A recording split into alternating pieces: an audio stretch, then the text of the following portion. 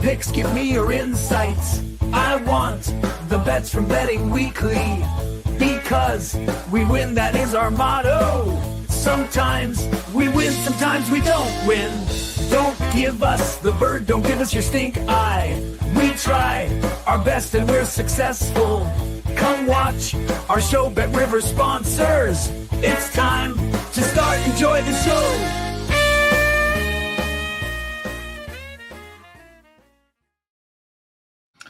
Welcome in, everyone, to Betting Weekly Live Saturday edition. You are with Steve Wyss, Simon Holden, and Jack Wright today. How is everyone doing? We've got a massive day of soccer action on the field, Premier League in particular. The lineups are out for the 3 p.m. local kickoff time games, and we've got a match in play right now, Arsenal against Nottingham Forest. Before we get into any pleasantries and intros, we've got to talk betting. Jack, right now, 68 minutes gone. Arsenal 2-0 up. We've got a goal line, an Asian goal line, 2.75, over 2.75 goals, minus 113, under 2.75 at minus 114. Would you get involved in this market? I wouldn't get involved, to be honest with you. But if I was going to, then I'd be going under, because I think Arsenal are happy at 2-0. I don't think Forest caused them any problems. We know how good Arsenal's defence is. And I think Arsenal control this game out now. Obviously, with the big Champions League game coming up in midweek, they've done what they need to do. Good win for them. Game over. Job done. Simon, it's 2-0 right now. Would there be any in-play market that would tempt you or not? Exactly the same thoughts as Jack. I think this is... I don't think they're even in first gear, Arsenal. I think this has been a thoroughly professional hit job. And anybody who thought that there was going to be a brave new world for Notts Forest in terms of attacking football has been sadly disappointed. I'd be very surprised if there's another goal here. So completely agree with Jack. It's look on to bigger and better things midweek, and very polished display this. Yeah, I mean, for me, I don't see Nottingham Forest scoring, but there is a danger of 3-0 for me. So that's why I'm sort of torn 50-50 which way to go involved. I'm not personally betting in play, but we will have our eye on the match. If there is anything massive that happens in the game, we will advise you to get on. Let us know in comments if you're taking anything in play. But good to see you all. Leslie Mack, Villa fan, Stairway to Heaven, to 7 even. Good to see you in the chat. Anyway, welcome everyone in X as well, and Twitch and Facebook.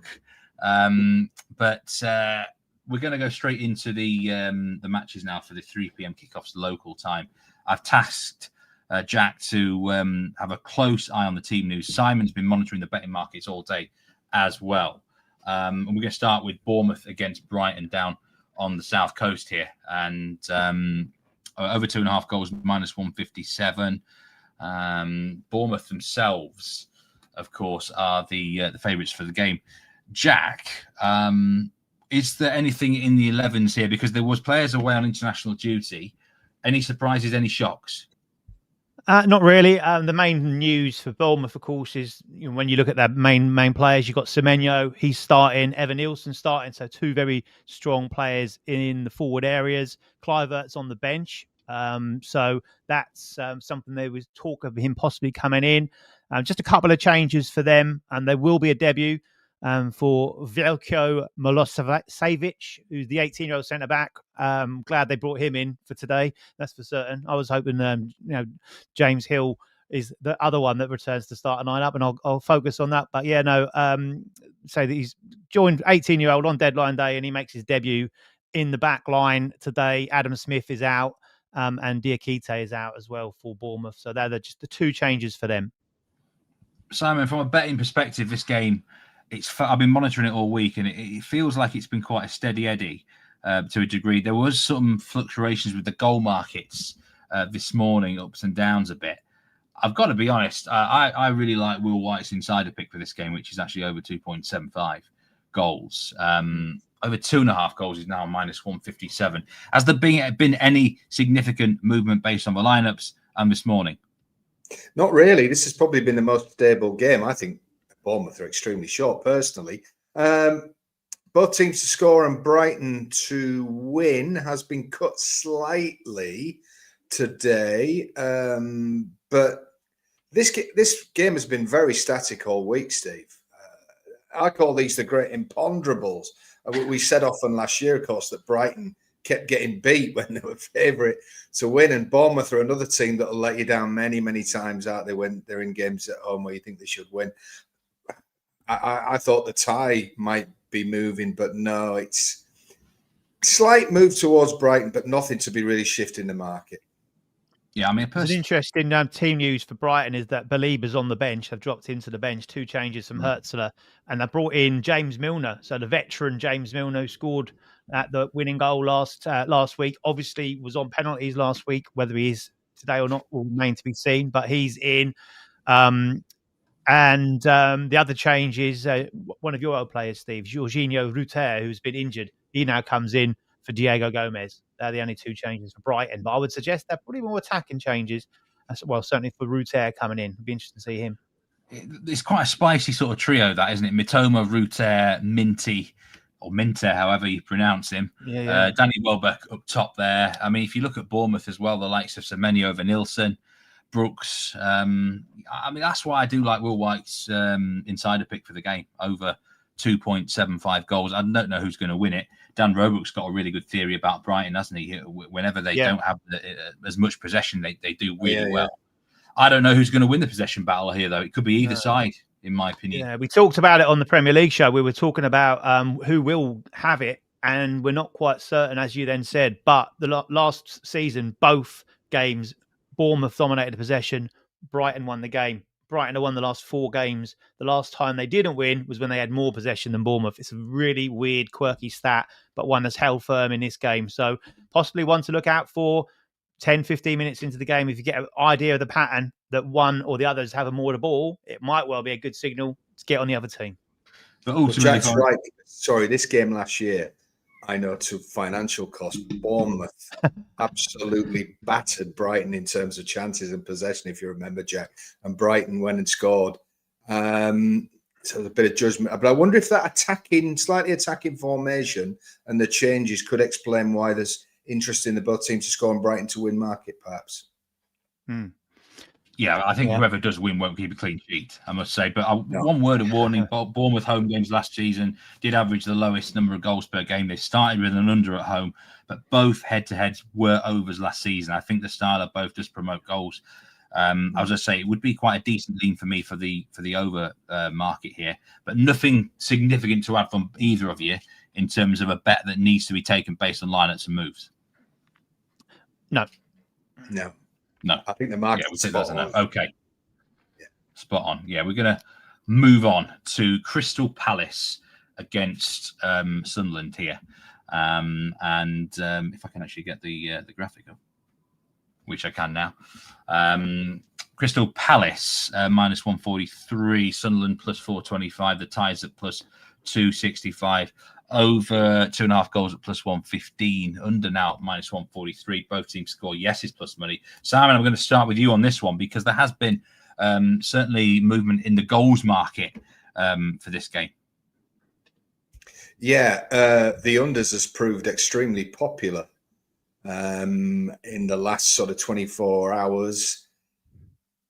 I think that probably this market, I don't know what you think, Steve, was a very defensive originally. I think Palace were so sure when the market first went up that there wasn't any room really to cut them. So I think it looks like it's going to be a messy, low-scoring affair, doesn't it? Yeah, I mean, in terms of the actual team news for the game, Jack, would there be a reason why under 2.5 goals has been backed in so much? I think possibly because of Palace's injury issues. Ismail Assar is out. Obviously, he's a good attacking talent. And I touched it again on the Premier League show, saying that you've got a lot of responsibility and reliance on Mateta to score the goals. And I think the general consensus is that they are also, Palace, a very, very strong defensive unit. That's intact. Richards, Lacroix, Gahey, Munoz, Mitchell, really, really, really solid. Henderson in goal. That's been their constant. And up against the newly promoted side, we don't. I think generally, I agree. I don't see Palace going and running amok here, 3-4 kind of goals, and I think they've got enough to keep this Sunderland side in check. So I think that's the thinking behind it. We've both me and Nigel both gone down a route of being lower on the goals than higher on the goals in that one. And I think that was reflected in the goals line. You were talking about, was it one of the player props that you were keeping an eye out for this game? Yeah. Does anything stand out now that we know the 11s? They brought Jeremy Pino in for Sarr. My thought was wondering if they were going to push Munoz further forward. They haven't, so he remains in his usual position. But Pino is a player that does interest me, so I'll be looking at him as far as any of his attacking output is concerned, but also his fouls output, which you can get on Bet Rivers as well. Look into that side of things. That's going to be a really interesting battle down his side. So for me, that would be the player that I would focus on. It was the position I was going to focus on. It's just the different players to the one I was expecting. But there are just 2 changes from Oliver Glasner. So Pino comes in for Sarr. Jefferson Lerma, he's another interesting one. Likes to drive forward and have a strike from distance for a shot on target, something like that. I'd be interested in him. He's in for the injured Adam Wharton. For Sunderland, their team is, again, 2 changes for them as well. Enzo Lefay's not in the squad due to injury. Quite a big signing who was at Roma last season, obviously on loan at Sunderland as well. Simon Adringa comes in for him. And Wilson Isidore, who scored a late winner last time out, he's in for Eli Mayenda, who's on the bench. I've got nothing for this game personally. Simon, any bets? Excuse me. Thinking about Everton already. Don't resist me. I can see why people are ploughing into that unders market rather than getting involved in Palace on the money line. So follow the money on that. I'm going to play the unders. There has been a goal in the Arsenal game. It's 3-0 now to Arsenal. Zubi Mendy. That was the fear I had. That 3-0. And that's why sometimes it's best just to play it safe, really, not get involved. But I can tell you now, if you fancy over 3.5 goals, we bet Rivers plus 123. And well done to anyone who did bet on the over in this game. Zubi Mendy with a brace of goals. We talked about Everton, and now here we go. Everton are the favourites for the game, plus 140. That line's been going up and down all the time in the last 24 hours or so. Over 2.5 goals at minus 103. Both teams score yes at minus 136. I'll start again with you, Simon, here, because this has been a very intriguing market move sort of game, hasn't it? Yeah, it has. We can't say for certain, but we believe one of the big syndicates is back in Villa today. And that could well be for the statistical, the horror record that Everton have at home to Aston Villa, stretching back about 6 games. I think it's only 1 goal in 4. Calvert-Lewin, the old Leeds, the current Leeds player, was the last guy to score for Everton in this game, and it was I think some old black and white film of him doing it somewhere. So I suspect that this has probably been the most volatile market in the Premier League. Certainly in the last 48 hours. It's settling down now. It's a classic case of whether people want to back the perceived better team in Villa, and we're in the very early stages of the league, or the surprise package in Everton, who have started better, and whether reality is going to kick in or not. And I suspect that kind of late little bit of money for Villa is people leaning towards that eventually Villa are going to come good. Of course, we said the other night on Betting Weekly Live that all sorts of stories about things being badly wrong behind the scenes at Villa. So that would temper any bet for me on that. It's whether Everton can go again and create that same atmosphere at home. And I honestly think the market just hasn't got a clue with this one, Steve. It's been so volatile. We can see the market moves there. It's on the graphic. The top price is what it was before. Everton drifted to plus 160 now from plus 140. Yeah. Villa have been backed into plus 180 from plus 195. Late. Yeah. I've just looked at this Villa 11, Jack. I mean, I quite like the look of that. So Villa do have their backers this week for sure. There's this sort of theory that there's been an overreaction to them early doors and they will come good. So this starting 11 for Aston Villa, would it be up your street to back them or not, do you think?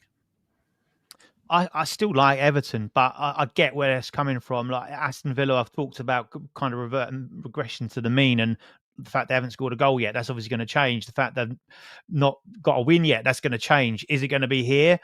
If Everton are on the straps like they have been over the last 2 or 3 weeks, if they put in a performance similar to the last debut at the new stadium, then on form, you've got to still fancy Everton, I think. But look, we know the Villa have got it in the locker. Big news for them is that they have brought Emi Martinez back in goal, which obviously gives them a bit more structure and security at the back. 4 changes in total. So obviously Unai Emery was not happy, quite rightly so, with that performance against Crystal Palace. And as a whole, that start to the season. Luca Digne comes in.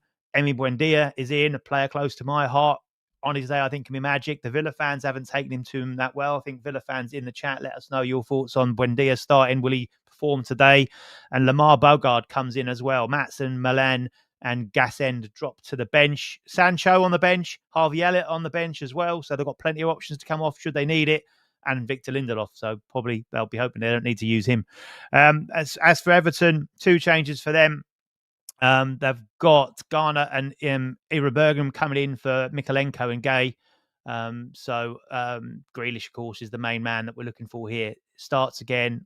Is he going to be able to perform again? 4 assists to his name so far, twice as many as any other player in the Premier League. I've seen someone in the chat saying that he's going to be on it again there. Jack Grealish, anytime assist. We're going to find out very soon, but he starts. That's my bet. That's my best bet of the Premier League on the insider. Jack Grealish to score or assist. It's now plus 148 with Bet Rivers. What say you, Simon? Am I onto a good bet there or not? Did you put any weight on bet, Steve, for the fact that it's against his old club, or was it purely on his current form? Oh, there was a bit of that as well, definitely. Current form, and there's a knack, isn't there, of it happening. Not saying he's anything anti-Villa like that, but he's just more focused. The only thing I'd say is I get the point about normality and about at the start of the season, when we looked at this game 3 or 4 games in, we would have expected the prices we've got now. But on recent form and looking at Villa's recent performances, I'd be loath to get involved with them at plus 180. And can Everton make this place a fortress? I think if they start well and the crowd get behind them and it becomes an extension of that first game, I think the current Villa form might get rolled over here. When are you going to go there, Simon? First time, the new stadium. You got a date booked? Well, yeah. Well, we were supposed to be going, me and Mr. Seeley, but that's now gone the way of all things, because we were going to go to the West Ham game, but that's been moved to Sunday night, so disgraceful in my view. So it's going to be in the new year. So they probably would still we're going to have it for the Christmas party or something like that. I thought because you win Christmas party could be at the new stadium, no? Well, I've been told to go there at the new stadium for the Christmas party because the party's in London. So. So we'll see, but yeah, it's we've had this talk, haven't we? It's hard, but the cold facts of what we know this season, I think Everton are a bet. It's 160. So yeah, I think it's an interesting game. There's a lot of differences of opinion on this game. That's why I focus on the prop market for what is my best bet of the Premier League, as I put on the insider. Matty Cash starts. He was injured. He got picked up a knock on international duty for Poland. Him up against Grealish. That's one that I'm going to be keeping my eye on, and I think there could be fireworks down that side today. So, that's where my prop angles would be on that side of the pitch. Next match up then, Fulham against Leeds. Fulham are now minus money favourites, minus 106 with Bet Rivers. Leeds have drifted out to nearly plus 300, plus 285 actually now is the latest price. With Bet Rivers, over 2.5 goals is at plus 102, under 2.5 goals at minus 127. Fulham were quite active in the latter part of the transfer window. Jack, Leeds weren't. There were some doubts over players for Leeds' selection here. How is that lineup looking for them? Oh, well, I'll start with Fulham just to say that they've only made one change, and it's a player that Leeds were looking to bring in. Harry Wilson is the one change. He comes in to the starting lineup. He's in for Timothy Castagna. So a fairly solid lineup there. I've got a player prop in this one on Josh King. He starts, which is good news for me. And they have Muniz still up top instead of Jimenez for that. But yeah, for Leeds, it looks like he's really and the player that you've talked about before, Kevin, is actually on the bench for Fulham, so we'll have to wait for his debut, but expect to see him later on in the game. Could be one to get involved with in play. As for Leeds, they've got looks like a really tough midfield that they've stuck together. They've got a lot of midfield three coming together there. And I said that they've asked for a little bit more bite, apparently, haven't they? So Sean Longstaff, Anton Stack, and Ethan Ampadu all in the middle of the park. So look forward to a bit of a battle there.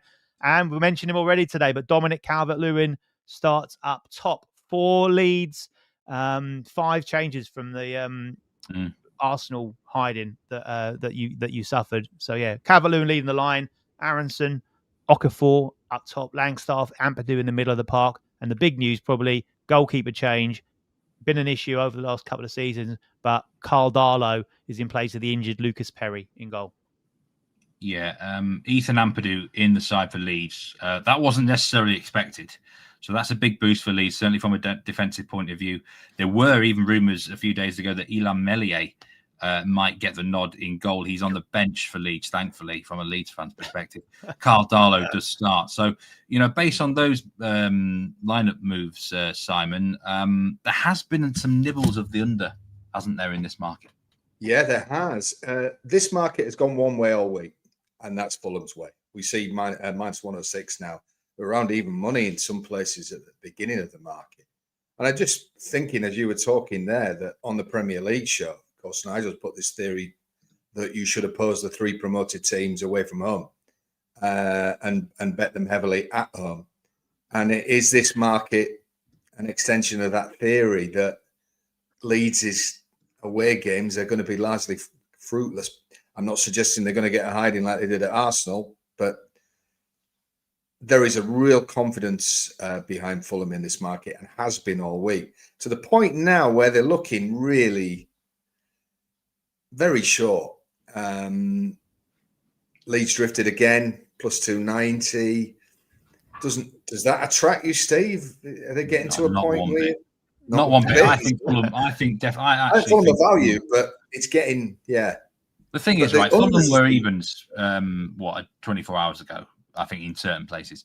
And if a team is even money to beat another team at home on a neutral territory, it would mean there would be minus 130, minus 140 draw no bet, slight favourites.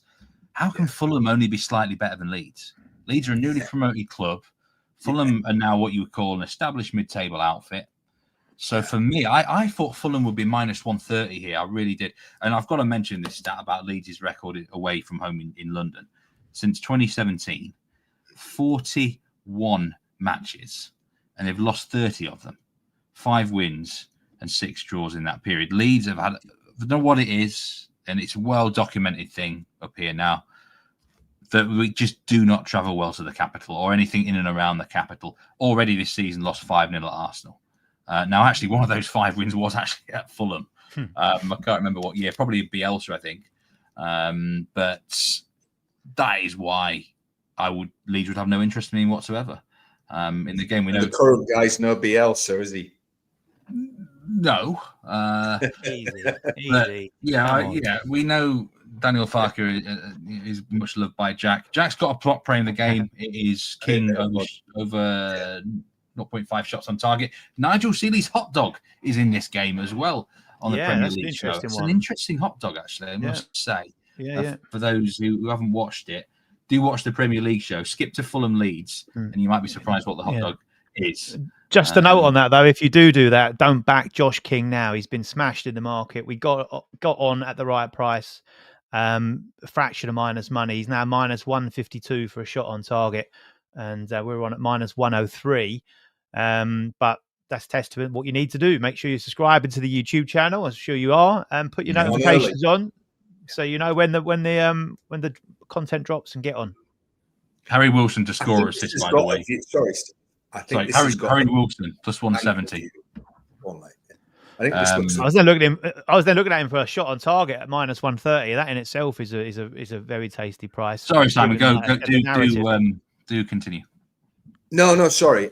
I was just, to me, the more we talk about it, the more you look at it. It goes into my too good to be true file, where I think this is a game to steam into and it'll be 1-1 or something like that. But on all known theories and certainly what we've discussed here, I think this is the banker of the afternoon set.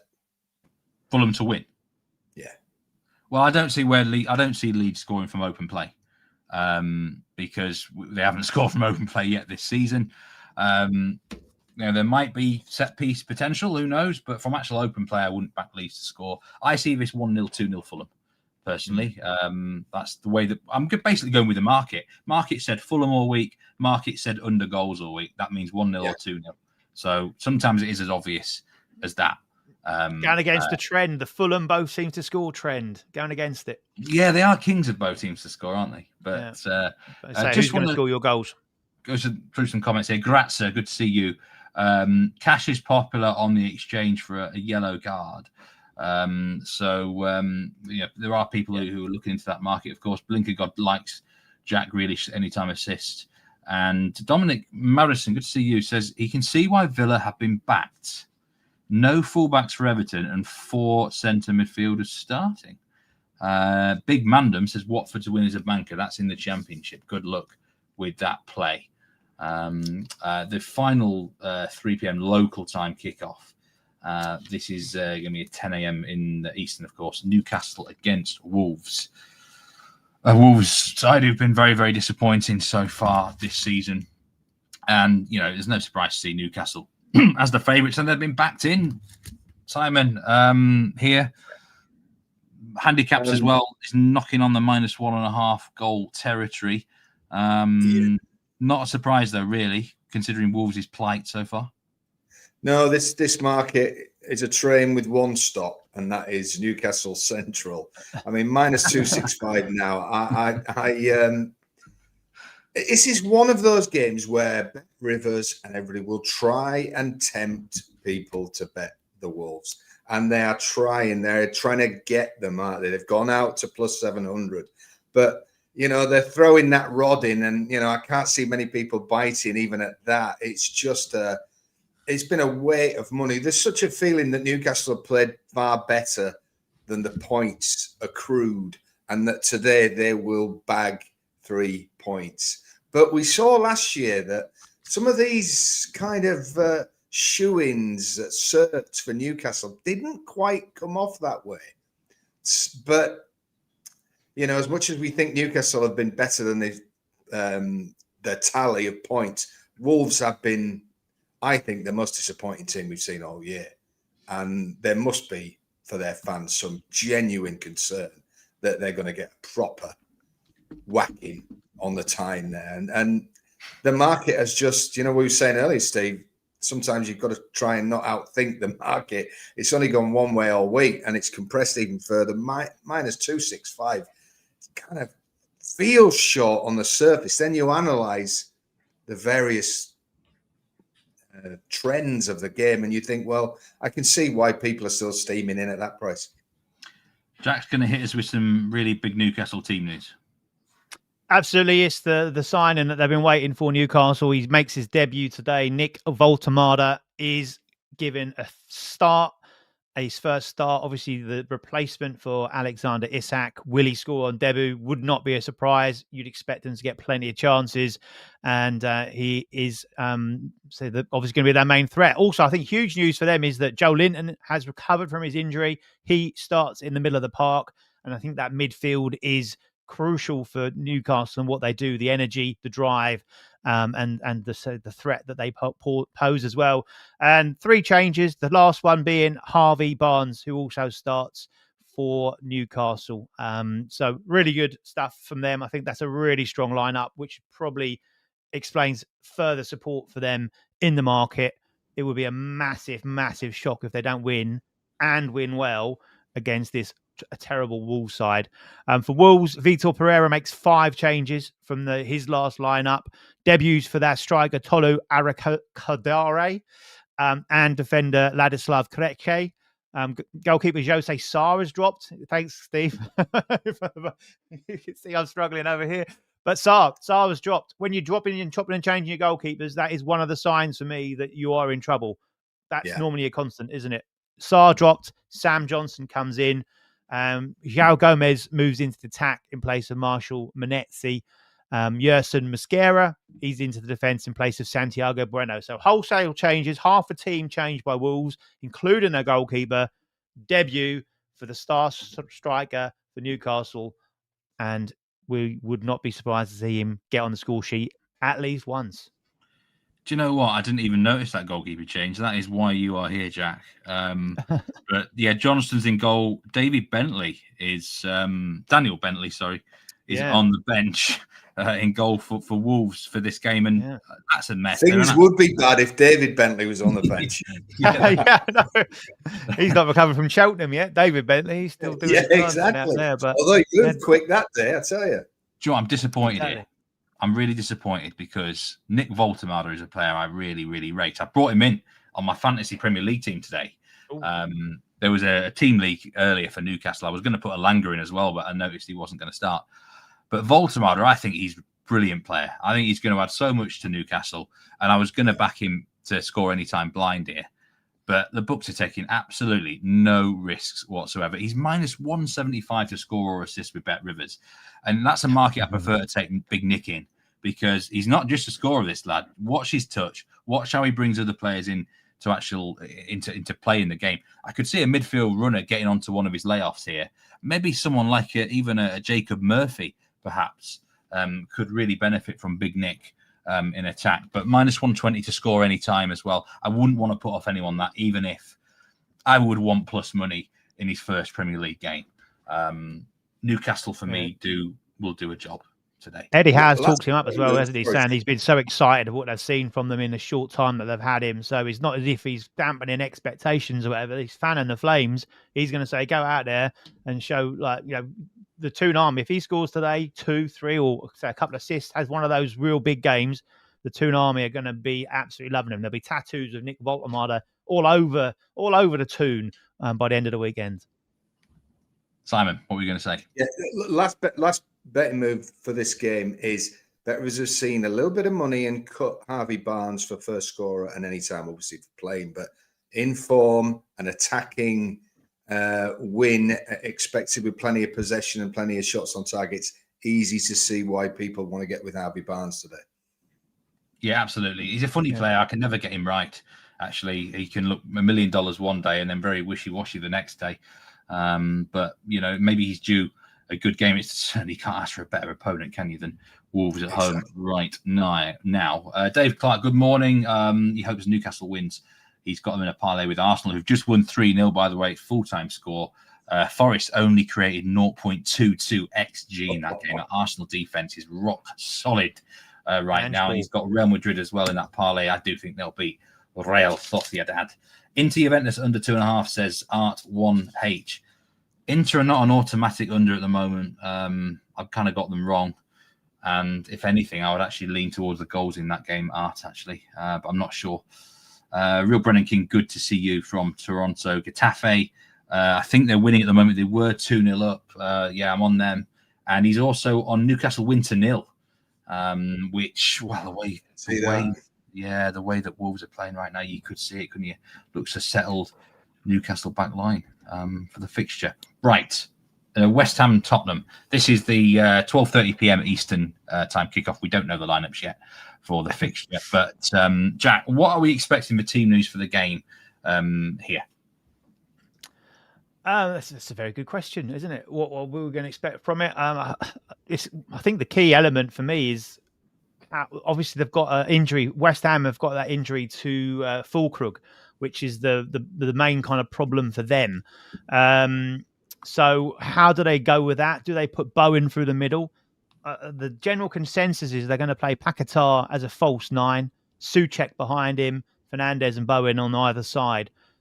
So they've done it before. We'll have to see how that one pans out. They should stick to that back 4, which served them well last time when they got their win. And you'd imagine Graham Potter will go, I might have stumbled onto a system here. I'll stick with it.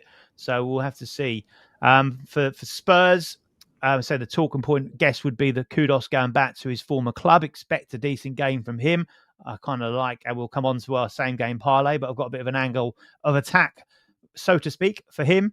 Brennan Johnson, Will Xavi Simons play? That's an interesting one. We're obviously, the new signing there. Will he come straight into the side, or will he start on the bench?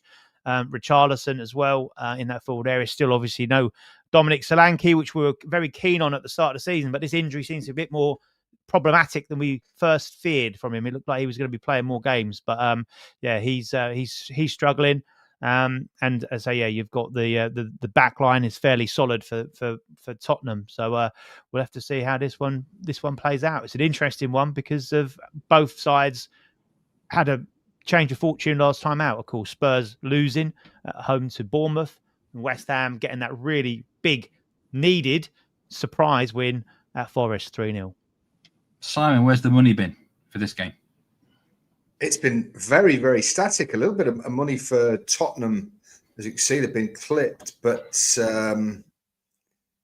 I think this is one where both sets of supporters, everybody who's kind of pundits and bookmakers themselves are scratching their heads on this. I mean, the old imponderable, you bet Tottenham at a big price, you never trust them.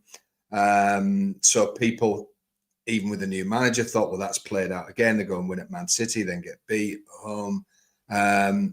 Is he not the new steel that they needed? Too early to say.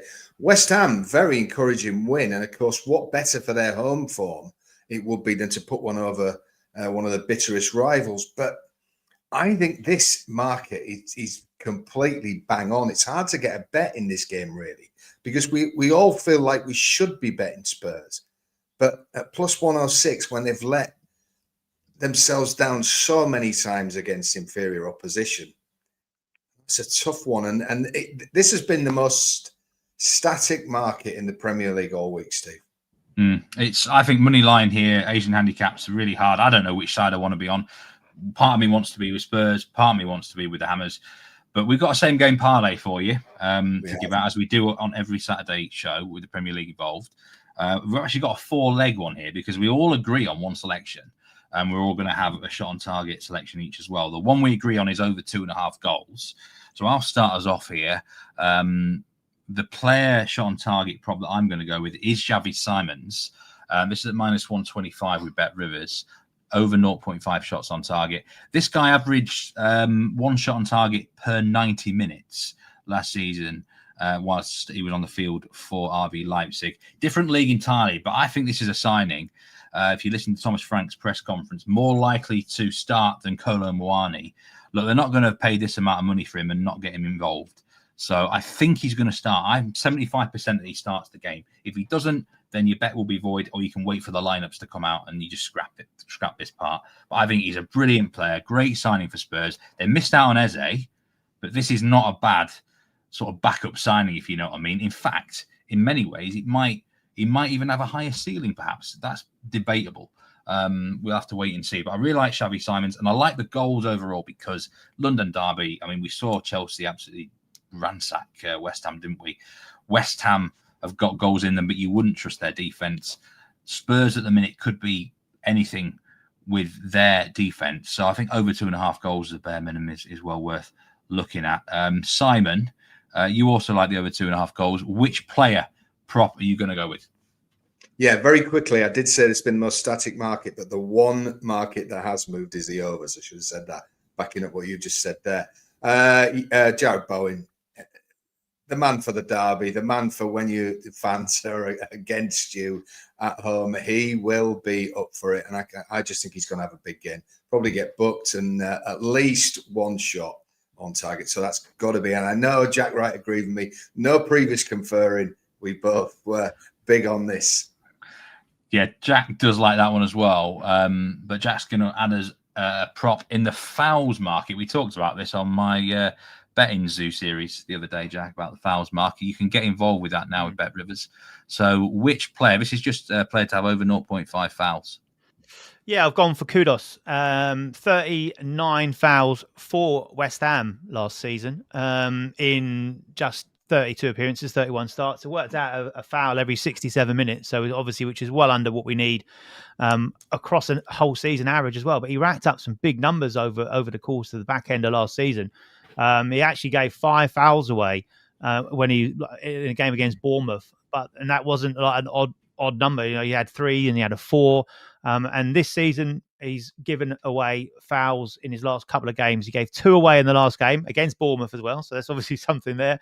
And also 1 against Manchester City. So against his former club, I feel, away from home, where we'll see what the crowd kind of reaction to him will be.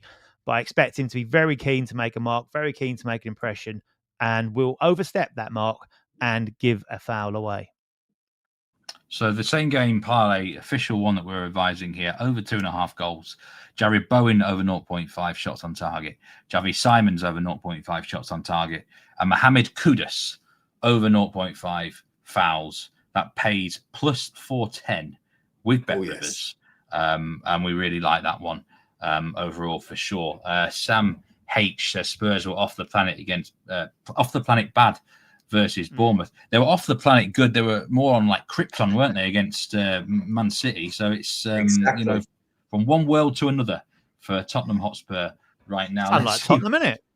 Yeah, which version are we going to see? Real Brandon King, as a biased Spurs fan, he's going -1 Asian handicap for Spurs. If you like the money line, he's going. It's almost like a mini ladder there for Real Brandon King. But it's sometimes not a bad way to go. If you do like a team, you can go the next step.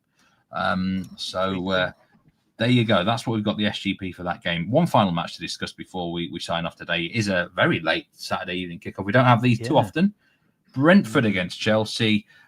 Simon, what's been the market moves for this game? Was it Chelsea have been drifting or a little bit or not?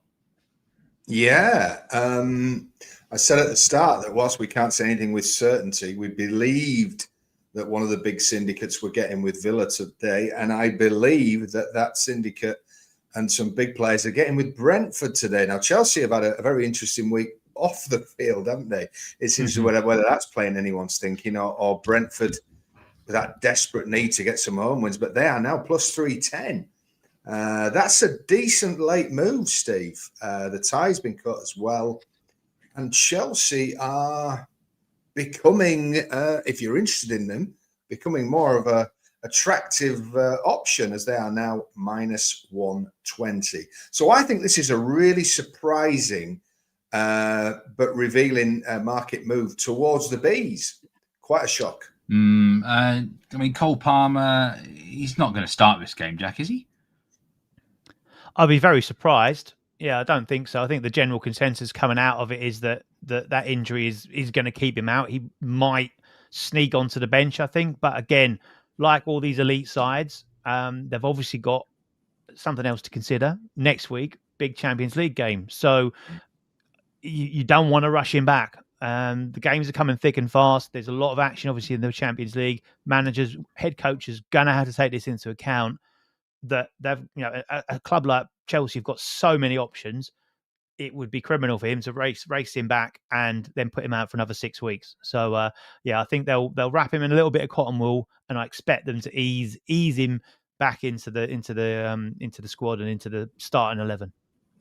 Yeah, I've got nothing for this game myself. It looks a difficult task. There's just been a comment here, and I've got to mention this. There has been a drift on Fulham, surprisingly. Now, even money with Bet Rivers to beat Leeds. That's very sudden. They While might we've been on air. Very, very, very, very unusual. And they might have even been bigger at one point and just been cut slightly. But even money for Fulham, I can't believe. I don't get why that would be a drift on Fulham unless someone's pulled up in the warm-up that we don't know about. Is there a rumour that Fulham are only turning up at half-time? We shall have to see. But that's mad.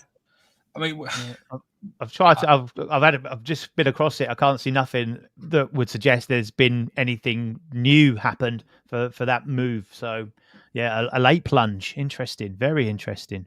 Wow. Best bet then of the day. Very on Saturday. What is it going to be, Simon? If you had to have a best bet in the Premier League today? Fulham. You said Fulham, didn't you? I was going to say, Fulham. Evens. Yeah. Fulham evens. Jack? Well, we know what my best bet is if you listen to the Premier League show, don't you? So I'm not going to swerve from that. That is still my best bet. But nothing new to add. Nothing new to add. One thing I'll quickly add on that last game we were talking about is a player that I've already liked to get involved in as a player prop. Trying to put a few player props out on these shows. I know people like them. And the fouls, someone's asked us on the Premier League show about the fouls committed. So this is one player that I really like. It's Igor Thiago for Brentford. And I did mention it on the Betting Zoo about one of my other things I like to look at, and people kind of swerve the strikers. They go for strikers, obviously for scoring goals, shots on target, shots, but they give away so many cheap fouls. And the referee is very easy to give a foul for a striker against a centre back, be it pushing him down in the corner, or even from a corner kick or from a goal kick. And this guy has been fouling like no tomorrow. Igor Thiago. So with Bet Rivers at the moment, he's minus 134 for over 1.5 fouls conceded, plus 195 for over 2.5 fouls conceded. He's yet to win a foul this season, but when you look at his fouls conceded rate, it's been pretty incredible, to be fair. Nottingham Forest away, Villa at home, and Sunderland away have been his games, and he conceded 3, 2, and 4 fouls in those. So that's a minimum of 2 fouls conceded, but over 2.5 in 2 of those 3 at plus money. So look for him tonight, looking to ruffle a few Chelsea defensive feathers. I think he'll be told by Keith Andrews to get stuck in and show them that they're in for a fight and a battle. And huge money for Newcastle. Just as we finish the show, minus 278 now to beat Wolves. The minus 1.5 Asian handicap on Newcastle is nearly minus money, which nearly moved a whole Asian handicap line in the last 10-15 minutes. So Newcastle are a big late mover here in a positive and direction. Once again, I'm not giving anything away here now at this time of the night, time of the day, but like Nigel put that forward, minus 1.25 on the Bet and Weekly Premier League show. Once again, get the alert signal, get the notification that the content's dropped, and you're getting on at 1.25. And now, if you want to get on, as you said, minus money at minus 1.5. That's a massive, massive move. And that's a proper market to move as well. Seriously, it's okay. Get watching the Premier League show, get watching the Extra Time show, get watching the Betting Zoo series with me and Jack, which was a lot of fun.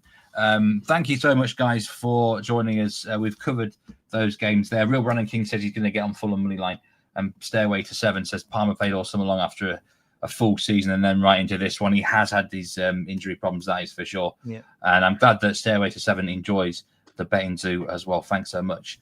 James Easton's going to be the next guest on that one. Take care, everyone. Gamble responsibly. Have a great weekend, and let's cash those winning tickets. Take care, everyone. See you next time on Betting Weekly.